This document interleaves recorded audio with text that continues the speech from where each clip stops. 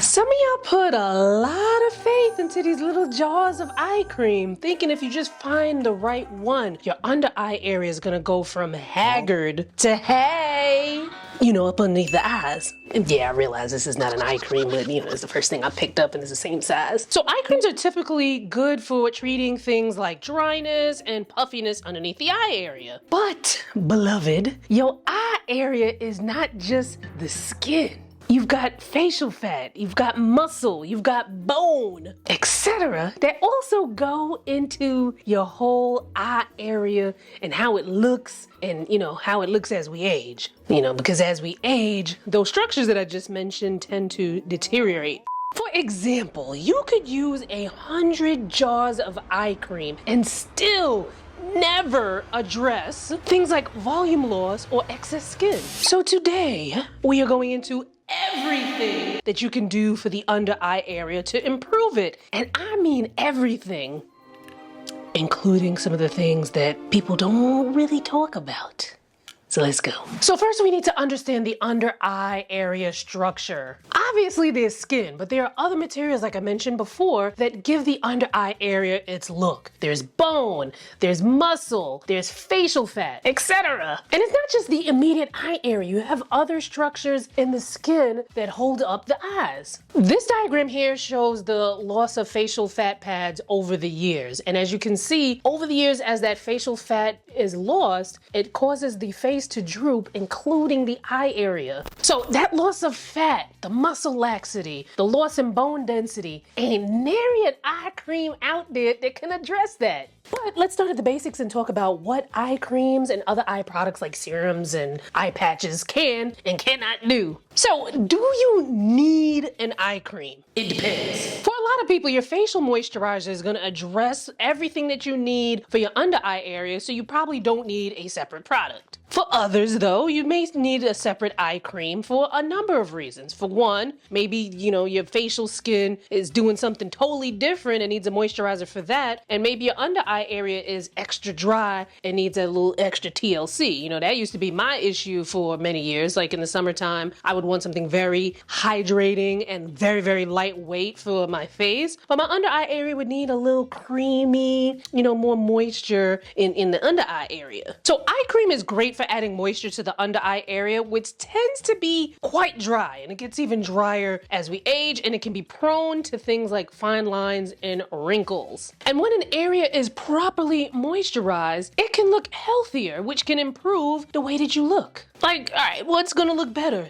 Dark circles that are dry and just dry?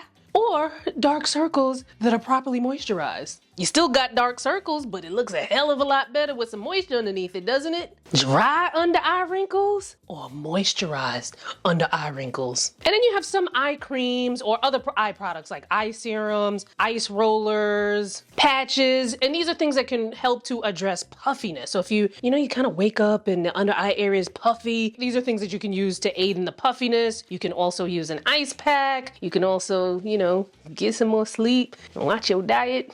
Okay, now, said we were going to talk about pricing. We're going to break down pricing for each category. So eye creams, eye serums, under eye patches, ice rollers, things of that nature can range anywhere from $10 on the less expensive side, or maybe even less than that if you can get a good sale, to upwards of over $300. Like, there's some really pricey eye creams out there. And sometimes when an eye cream gets over, let's say over $300, which I think is quite a lot, I kind of feel like for $300, you might as well save your money and get you a little, injectable or something, but we'll talk about that later. Now, if you were wondering like, okay, I want some eye creams and rollers and serums and stuff like that, I will link some in the description below, and then, there may be some that pop up on the YouTube shopping, so you can click on it and, and get it. So let me give you this analogy that hopefully brings the point home when it comes to these eye creams and serums and whatnot. So putting on an eye cream, a serum, these products that we just mentioned, is kind of like putting tights on underneath a form-fitting dress. Now, you look better It kind of, you know, it kind of improved the look. And for some people, that might be all you need. However, for some people, you might be like, I need more structure. And then in that case, that's where something like Spanx or, you know, girdles or, you know, other kinds of shapewear will come into play, because you need a little more, because the underlying structures need to be. Now, there are also eye products that are technically skincare, but they do a little bit more, but it's temporary. Now, let me give you some examples so, you know, you can pick up what I'm putting down. So, the Peter Thomas Roth Instant Firm X Under Eye Tightener. This is something that went viral, I think back in like 2020 or something like that. And like, as you can see in this video that's playing here, it seems as if her under eye bags just disappeared. It's a temporary thing. The way that products like this Peter Thomas Roth Instant Firm X Eye and other products like it work is that they use film forming agents and silicates to temporarily, keyword here is temporarily, tighten the under eye area. Some of these products may have other ingredients in it that can help with the eye area, but in all intents and purposes, it is basically acting like the Spanx that I mentioned in the, you know, the previous analogy, where it's giving you that, but once you take it off.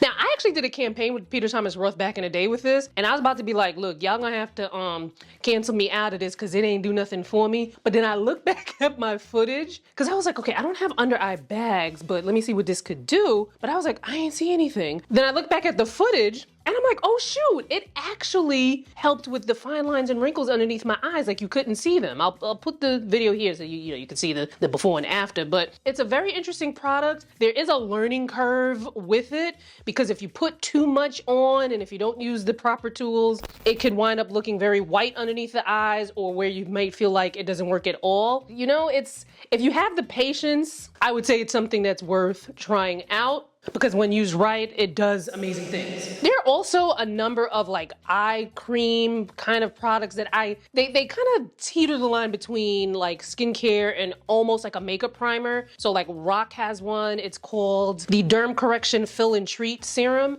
So it has ingredients in it that are gonna, you know, help with the under eye over time, except just don't be thinking like you gonna all of a sudden just be like, you were hollow and now you filled. That's not what it's gonna do at all. That's not what any eye cream is going to do. But something like this, if you've got a lot of texture underneath your eyes, this is something that you can put over it that temporarily kind of fills in the lines. It's almost like fixing a pothole. And if you live in New York City, you know about a pothole. So it's like putting something over a pothole to kind of temporarily seal it so that, you know, it's smooth over. You know, the structure, the damage is still there, but you have this temporary seal over it to kind of smooth things out. So that's something that you could use. You could use it on its own if you don't want to wear makeup, or you can use it over makeup if you do wear makeup. Now, if you want to take something beyond the Spanx, now I don't even know if I have an analogy for that, because all right, we ain't got an analogy for that. I'm just gonna say it straight. But if you want to take things up at the next level at home, where you can have some permanent results, but you do kind of have to keep at it, you know, like with any skincare, you got to keep at it, because, you know, the skin's constantly regenerating and whatnot. So like yesterday's skin might not be today's skin, and definitely 10 years ago skin is not going to be today's skin either. But there are red light devices that you can use. These are from Iris Store. I did a partnership with them a couple of months ago. I don't use this mask. I use this, and then I use a neck and chest mask. This did some amazing things for my skin. Like, I'll put a before and after of what it did, what the neck and chest did for my neck area. But these are things that you can use at home. Like if you want to improve the under eye area, you have to be consistent. If you're going to spend money on these devices, you have to be consistent. These are used 3 times a week, 10 minutes each time. And, you know, you see improvement, I believe. Oh gosh, I can't remember what they said, maybe 4 to 6 weeks or 6 to 8 weeks or something like that to see initial improvement. But of course, you know, these are things that you want to use over time. I will leave a link to these in the description. But basically, red light therapy can help with a number of things. In this case, we're talking about it helping to rejuvenate the skin. So it can help with fine lines, wrinkles. It can help with a little bit of sagging, like I showed you with my neck. My neck was giving a little, you know, gobble gobble. It's still giving a little gobble gobble, but less so. But I will leave links to those in the description box as well as the videos so that you can kind of see, more about them, from when I talked about it with my neck and everything.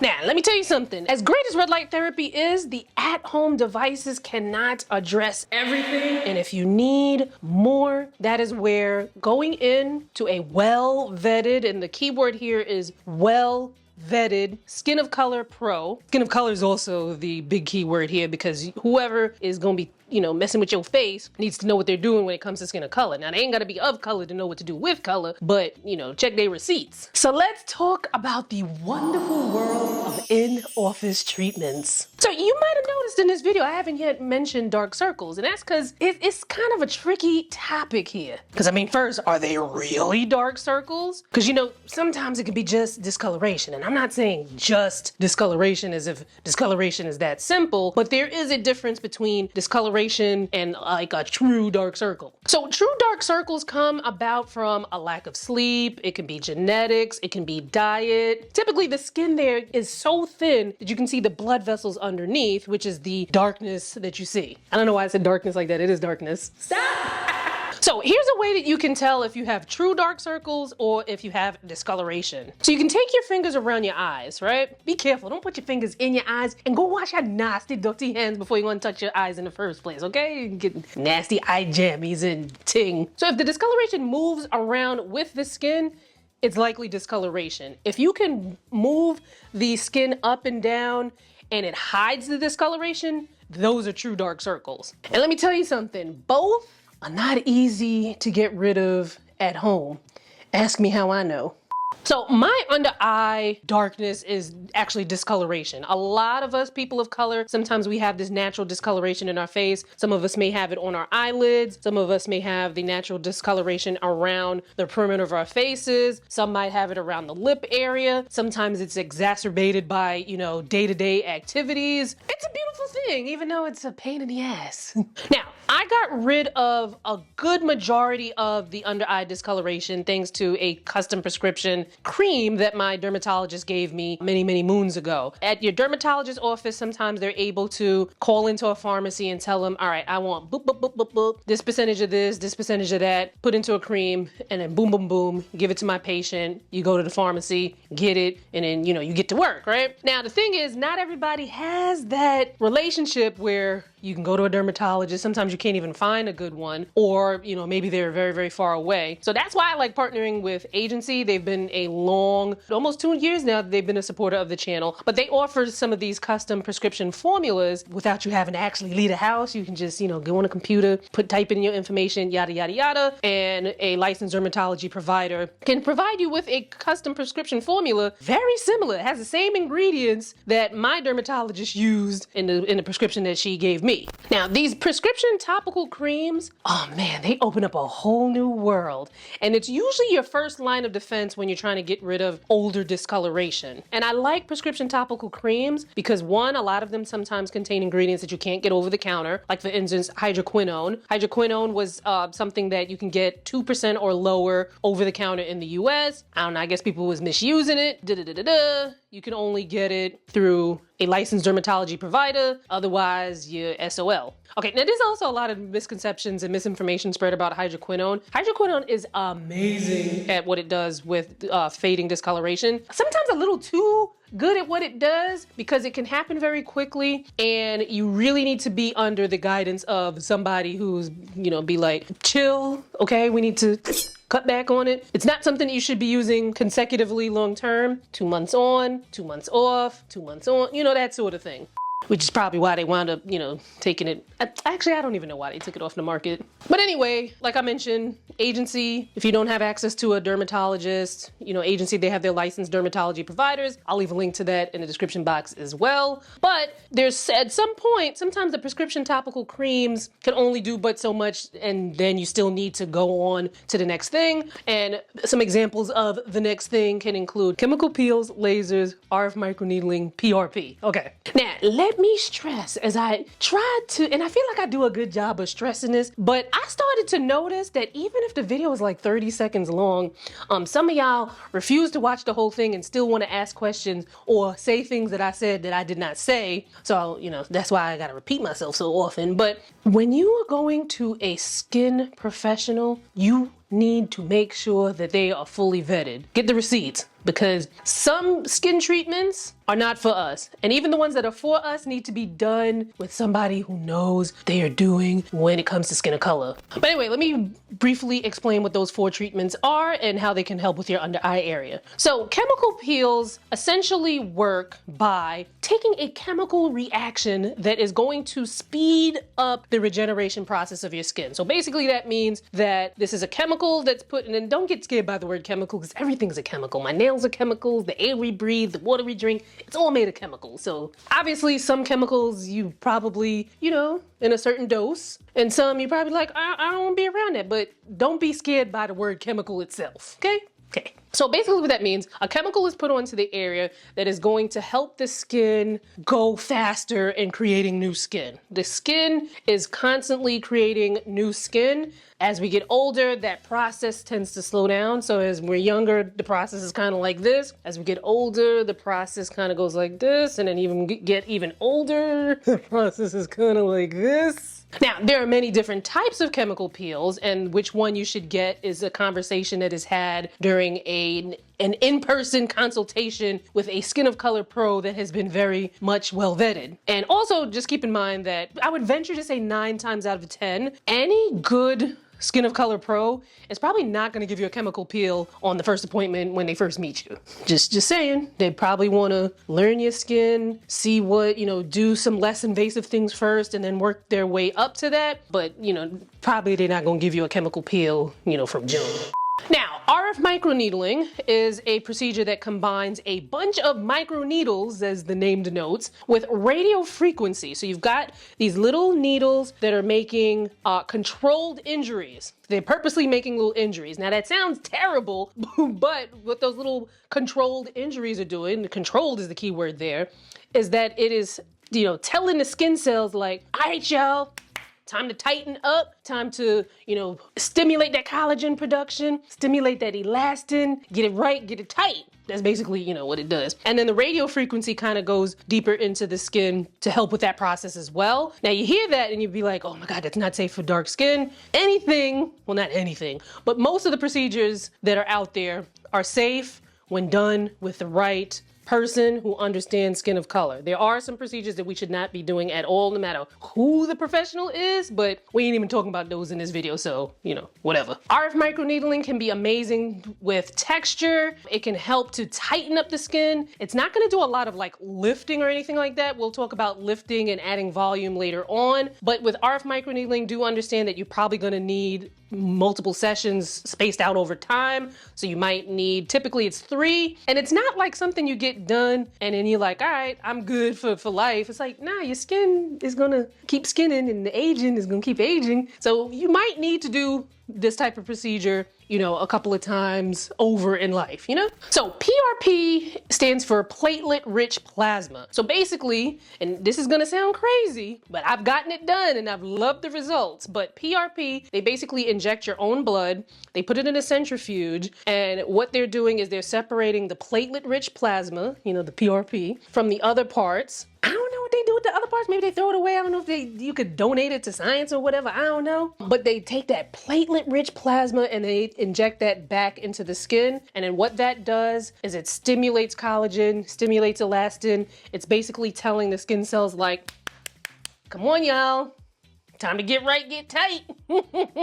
So with PRP, you're basically using your own cells to rejuvenate your skin. You might also see PRP combined with another treatment. It could be PRP with RF microneedling, PRP with something else. A lot of times they might, combine it. Almost kind of like, what's that Marvel? I don't even know if it's Marvel or DC, but you know how they got the separate superheroes, but then sometimes in the movies they all come together? It's kind of like that when all the superheroes come together, it's kind of like that when the pro might be like, okay, let's do this with this combined to make it great. Now with laser, which by the way, laser is actually an acronym, light amplified by stimulated emission of radiation. Like laser actually like stood for something. So there are a number of laser treatments that are out there. There are some of them that are not for deeper skin. The IPL and like the BBL lasers, not for us. The type of lasers that are good for darker skin is ND-YAG and diode. Now, don't feel like you gotta be writing this part down, because if you gotta go to somebody where you gotta tell them what those lasers are, you shouldn't be going to them. It's crazy sometimes because lasers can be so powerful and yet you don't feel a thing sometimes. But basically there's different lasers. There's some that go in and they break up pigment, which can be good for discoloration. There's some lasers that go in and they kind of smooth out the skin, which can be good for texture. There's so many different types of lasers. And again, please, please, please, please do your research before you go to any old person. Like I know, like, you know, the economy is kind of tight right now. This is not one of those areas where, you know, you try to nickel and dime and, you know, chase deals. I would say that first you zero in on expertise and then from there see how, you know, the most your dollar can buy you for the best amount of expertise, okay? Because again, sometimes things is cheap because you get what you pay for sometimes. So I've had all 4 of these treatments done. I will leave a link to like playlists and whatnot in the description so you can, you know, check out more. Let's talk about pricing here. Now, this is going to be a rough, and when I say rough, I mean rough estimate, because when it comes to these type of treatments, pricing can vary by location. So, you know, whether you live in New York City or you're somewhere in Alabama, shoot, sometimes if you go to a place in Queens in New York City, or if you go to a place in Manhattan in New York City, sometimes the pricing can be different. The expertise of the provider, obviously somebody who's well sought after, somebody who's got many, many years of experience is going to be more expensive than someone who's maybe newer. How many sessions you need, the type of results that you're looking for. These are all things that can go into the pricing, but here's a rough estimate. So chemical peels can range from $100 on the lower end to about $1,200 per session. Now remember, with chemical peels, typically you're gonna need more than one, you know, spaced out over time. RF microneedling can range on the lower end $300 to up to $2,500 per session. Again, with RF microneedling, you're gonna probably need more than one session spaced over time. PRP can range from $300 on the low end to $3,000 on the higher end per session. Lasers on the lower end, $250 to $3,500 per session on the higher end. And again, another thing that can factor into this that I just recalled is sometimes there's different manufacturers, and different manufacturers might have, you know, more of the state-of-the-art technology. Maybe the machines are newer. These are also things that can kind of factor into the pricing. Now, let's talk about injectables. So in the world of injectables, 2 of the most common ones are probably neuromodulators, which you probably know more commonly heard as Botox, but Botox is the brand of neuromodulator. Kind of like how Kleenex has become like the term for a tissue when it's Kleenex is the brand, you know, like same thing. But there are other brands of neuromodulators, Xeomin, D-Sport, Daxxify, there's a bunch of them out there. Or you might hear about filler, which is also an injectable. Now the thing is, these 2, although they are injected into the deeper layers of your skin, they don't do the same thing. So Botox and other neuromodulators work basically by temporarily relaxing the muscle in certain areas. Some people relax the muscle to where you see like 0 movement, and some people may only relax it a little bit so there's not those like dynamic lines, but you can still express yourself and still look very natural. When it comes to filler, filler adds volume. So in areas where there has been volume lost, typically filler is used for adding volume. So some examples of places where you might put Botox and where you might put filler. Say for instance, you know, sometimes people get those like forehead lines here, or even the 11s right here. That's typically caused by the muscles that are in this area. And so they put the Botox, they inject the Botox to relax the muscles so that you're relaxed and you're not seeing those dynamic lines. Technically, the lines are still there. Sometimes it helps to, over time, you might need less of the Botox, but then over time, we'll talk about that down the line in this video. But technically the lines are still there, but the muscles are relaxed, so they're not forming those lines. Botox can be used for a number of other things too. Some people use them for areas where they sweat a lot, like like profusely sweating, like you might get Botox injected in your underarms. Some people use it to, like if you grind your teeth, or if you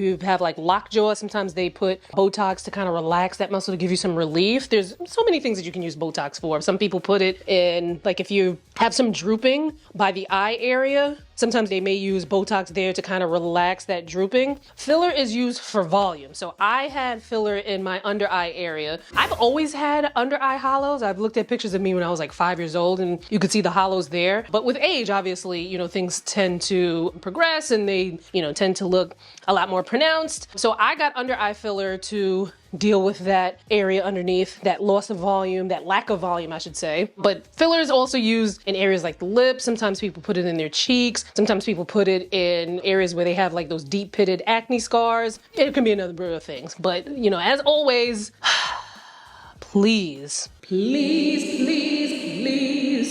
make sure you know who you are getting your stuff done with. Now, you don't have to have your injectables done by a dermatologist. There are other professionals who are injectors who aren't doctors and who are very skilled at what they're doing. You definitely need to do your research, whether you go to a dermatologist or if you're going to an injector. I'm telling you, you can fuck around, you're gonna find out. So as you can imagine, if you have some eye area concerns that a topical eye cream or any type of treatment aren't going to address, perhaps it could be something that can be addressed with Botox. Like I've gotten Botox underneath my eyes. I'm hoping that, I mean, the eye stopped tearing, but I'm not quite sure if like it, like the mess of my makeup, because sometimes it'll take the makeup off and then it's hard to put it back on because that area has been wet. No, you can see like where the makeup came off there. Anyway, underneath my eyes, you can see where I have these wrinkles here. So the Botox has worn off, which makes sense because I got that probably more than 6 months ago. But sometimes I will get Botox in this area here and, you know, the wrinkles are less noticeable. And then I would get filler underneath the eyes to help fill in that volume. And that can help with a number of things. Like sometimes when you have dark circles, sometimes, because you know, not everything is a fix-all for everyone. Sometimes if you have true dark circles, sometimes some filler can help with filling in the hollows, but that's only something that someone who is licensed and knows what they're doing when it comes to aesthetics can tell you. Now, price range when it comes to injectables. Now, keep in mind, like I mentioned before, when it came to the peels and the RF microneedling and the that prices can range significantly by your location, by who you go to. You know, obviously somebody more experienced is going to be more pricey. How much you need, which brand you use, because there's different brands of filler as well as there are different brands of neuromodulators. The type that you use, like there's different types of neuromodulators. Some last longer than others. There's different types of filler. Some are lighter than others. Some are heavier than others, for lack of a, you know, what's the phrase? Not me forgetting the term. Lack of a better word.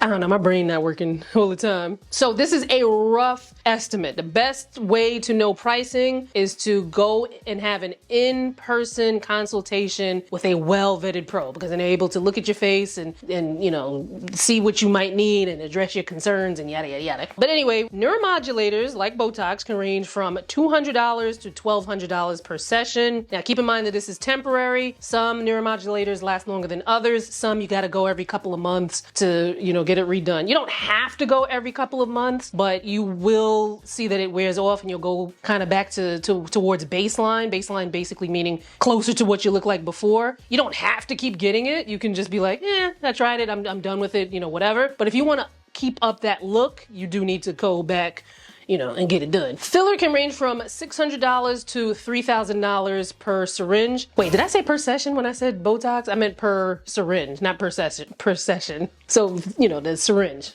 okay? So now with filler can range from $600 to $3,000 per syringe. And how much you need is not something that I can tell you because, you know, I don't know.